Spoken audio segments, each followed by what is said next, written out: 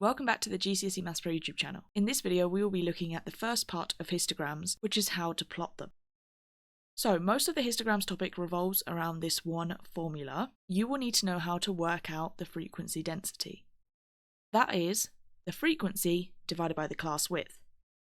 Now these two figures you can find on your frequency table. As you can see here, the class width is the interval. So the difference between, for example, 140 and 150, that width is 10.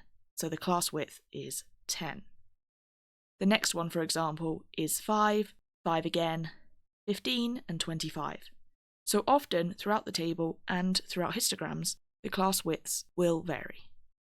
The frequency then is just in the frequency column. This represents the quantity of something. Could be people, could be students, could be dogs, could be trees, could be anything, whatever the context is. So here, for this interval, the frequency is 14. Now, while this formula is helpful to know, I actually find it more useful to have it in the format of a triangle. That way, not only can you work out the frequency density, but also the other two parts, the frequency and the class width. So it just depends what the question asks you. You might be asked to work backwards and find the frequency again. You can just rearrange the formula using the formula triangle. Now, the way that I remember the order of the formula triangle is that the category that you can see here only has one word, or if you were to write it as initials, would be F, goes at the top. The other two, can you see, have two letters, two initials, two words. Those two go at the bottom, and it doesn't really matter which way around those two go. So that's how I remember it. Frequency at the top is just one word or one letter. The other two go at the bottom of the triangle. And then whatever you're looking for, if it's the frequency, cross it out. That means I need to do frequency density multiplied by class width. If it's the frequency density, cross that out. I need to do frequency divided by class width. Or if it happens to be the class width I want, same thing again, cross it out, frequency divided by the frequency density. So that should cover you for most questions. Now, when we want to plot or draw a histogram, we need to work out the frequency density because that will be what goes on the y-axis. So it's left blank here. Sometimes in the question they will just leave the axes blank, so you have to fill them in. But in a histogram, the y-axis is always the frequency density. So first of all here, we've actually got a context. The table shows some information about the heights in centimetres of 140 adults. So in this case, the frequencies are in terms of adults. On the grid, draw a histogram for this information. Okay, great. You can see we've already laid out the x-axis. That will always be these intervals, these class widths will go along the x-axis.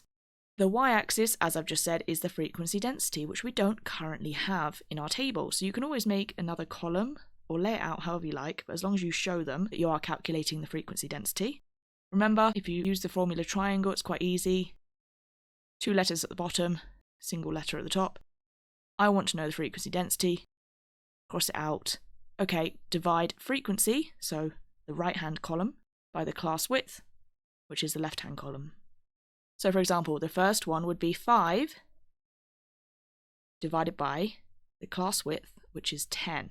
The width, remember, not the midpoint or anything like that, the width, so the difference between the two.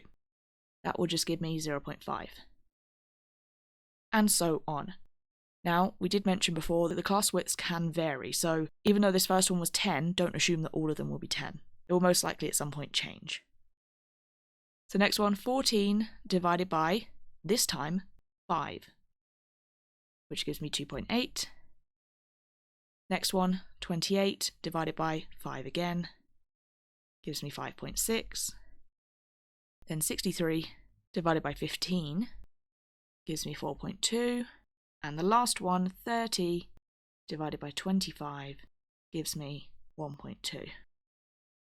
So now that I've worked out all of my frequency densities, I'm going to have a look at my y-axis because they haven't labelled it for me. I'm going to have to figure out the scale. The biggest number I have is 5.6. So let's say the biggest whole number beyond that would be 6. Usually that should match up with how many big squares we have here. What I mean by a big square is this. You see how that would be one big square. So 10 small squares. That's 1. We've got 2, 3, 4, 5, 6. Technically 6.5. So yeah, I'm going to go with that scale that every 10 squares represents 1. But you just work it out based on the question you've been given. Just make sure it obviously goes up high enough to cover all of your frequency densities. but don't do it so that you've only used maybe half of the height. Try and scale it appropriately. 4, 5, 6. Okay, so a histogram is a little bit like a bar chart in terms of it's not a curve, it's not line graphs, it's not just coordinates. They are bars, but the difference is they're not equal sized bars, are they? They're not equal across. We have got this varying class width. So we're going to plot the frequency densities in terms of height, and then these intervals in terms of the width. So grab a ruler and a pencil and just plot it all out. So the first one is from 140 to 150, and it goes up to 0.5. So 0.5 is here and across. The next one, we've got 150 to 155, so it's narrower, but it goes up to 2.8. And just carry on like that for the other three. So there you can see I've plotted my histogram. That is all you need to do. If you don't have the frequency density, work it out first, and then just draw each of the bars on. Okay, similar question again, we've just now got different numbers and a different context. So the table shows information about the weights in kilos of 60 goats. On the grid, draw a histogram for this information. So exactly the same thing. We don't have the frequency density, which will be our y-axis. So I have to work that out first. And as we said, it is the frequency divided by the class width. So 7 divided by 5 for the first one is 1.4. The next one would be 33 divided by 15, so that would give me 2.2. Then we've got 10 divided by 2.5, which is just 4. 9 divided by another 2.5, which is 3.6. And lastly, 1 divided by 5, which is 0.2. Now let's check our scale here. We need to draw the frequency density axis. So the biggest number I have is, here, 4. And then in terms of, it's a bit more obvious in this one, the bigger squares of 10 small squares, there are also 4, or technically 4.5. So yes, again, I'm going to use that scale, 1 for each of the 10 mini squares. And now we'll just plot it on as we did with the previous one. And there is our histogram. Okay, our final question is technically the opposite now. So the histogram shows some information about the times in minutes it took 200 students to finish their homework. Complete the frequency table for this information. So we've gone from a frequency table to a histogram, but you also technically need to know how to go from the histogram back to a frequency table, just the reverse process, which is why I mentioned having the formula triangle so that you can reverse or rearrange any of the formulas. So for instance, we already know the class widths. Not only can I see it on my histogram, I can also see it on the table. And this time though, I have the frequency densities. The thing that I'm missing is the frequency. So that's what I want to find out. In order to do so, I need to do the frequency density multiplied by the class width. When you've just got the 2 at the bottom of the formula triangle, it means multiply. So for the first bar, the frequency density is 0.8. Be careful of the scale, just in case it isn't as obvious as what we've been working with. 0.8, and then you can see the class width here, or even in the table, is 10.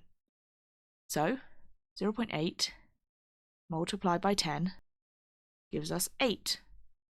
Now, because of the context and just generally most of the time with histograms, frequency being the amount of something or the number of something, these all have to be whole numbers. So if you don't get a whole number, just double check you're working.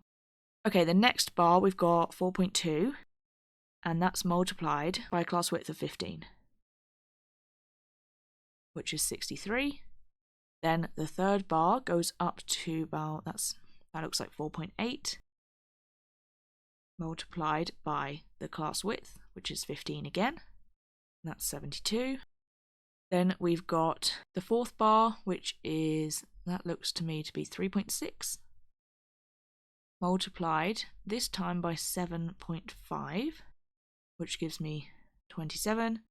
Now, I guess the last one you could just add these up and take it away from 200, but I'm just going to carry on as I've just been doing. So that looks to me about 2.4, and the class width is 12.5, which gives me 30. Now, you could then just double check, does that add up to 200? And yes, if you put that in the calculator, it does add up to 200.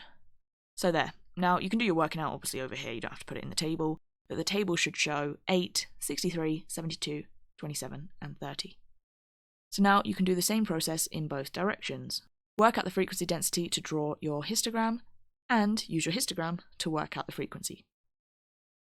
So that is everything on just how to plot or draw a histogram. The next video in this series is interpreting histograms, so answering questions using histograms. Thanks for watching this video. If you found it helpful, make sure to like and subscribe, and leave down below any questions or comments that you might have.